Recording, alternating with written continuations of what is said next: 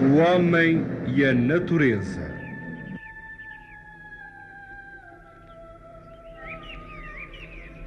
Divulgação, processo e progresso das ciências da natureza. Tribuna para os problemas da conservação do meio ambiente. Um programa do Dr. Almeida Fernandes com a colaboração de Gil Montalverne. Um grande poeta e uma serra maravilhosa estão na origem do primeiro movimento associativo de proteção à natureza que surgiu em Portugal. Sebastião da Gama e a Serra da Rábida. Foram os inspiradores dos que fundaram há 25 anos a Liga para a Proteção da Natureza, e a mística do primeiro e os graves riscos que a segunda ainda corre nos dias de hoje continuam a animar e preocupar todos aqueles para quem a natureza significa a sobrevivência do próprio homem.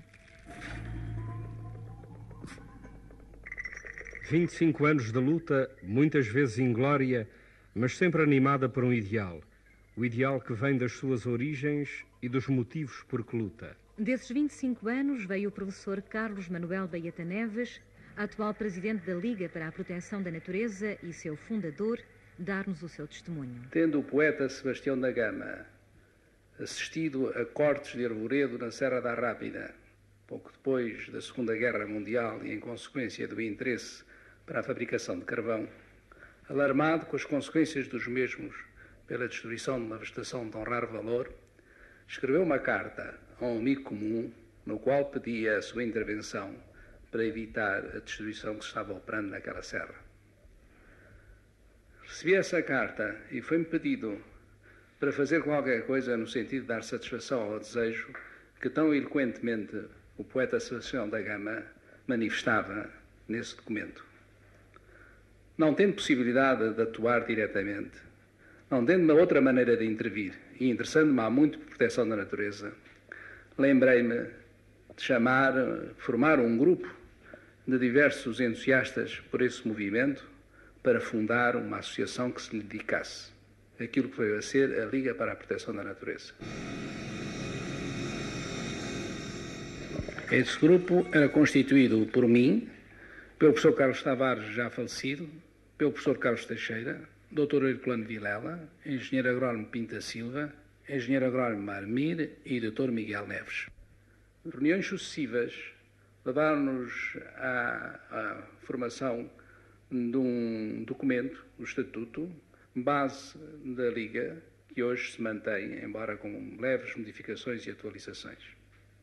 Coincidiu essa iniciativa com a realização da primeira reunião botânica peninsular, realizada no Jerez em 1948. Pouco tempo depois, visto que essas reuniões tinham começado em 1947, das mesmas. Nessa altura, aproveitando estarem reunidos naquele local, onde a proteção da natureza tinha um tão grande interesse, fez-se a propaganda necessária para chamar a associação, que estava nesse momento a formar-se, um maior número de sócios.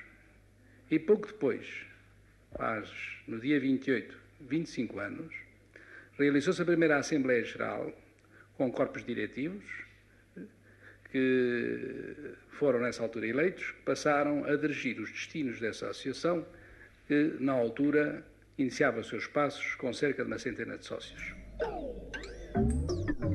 O homem, para transmitir o seu pensamento, usa a linguagem. A comunicação de ideias necessita de uma informação. A informação deve ser verdadeira e clara e o mais vasta possível.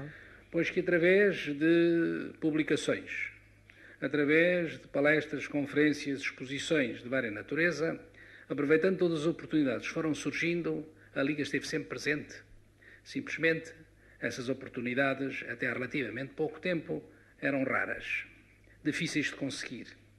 E as reuniões que houve a ocasião de promover, pouco frequentadas.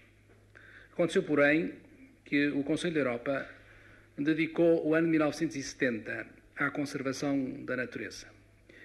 E Portugal, aderindo a essa iniciativa, também realizou um certo número de manifestações públicas que a Liga teve um papel preponderante e que teve como consequência uma maior divulgação não só da sua existência, dos seus objetivos, do seu interesse, como dos assuntos que lhe diziam respeito. E, rapidamente, o número dos seus sócios, que em 1970 atingia cerca de 150, foi aumentando, para nesta altura serem já cerca de 650.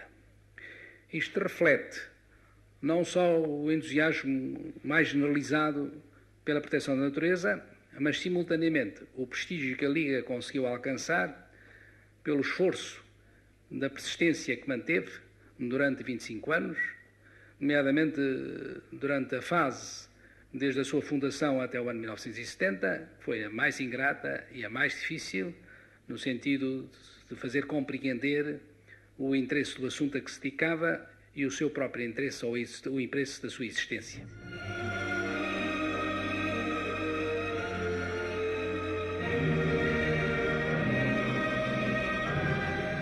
Uma ética nova, mais ecológica, está atualmente em gestação.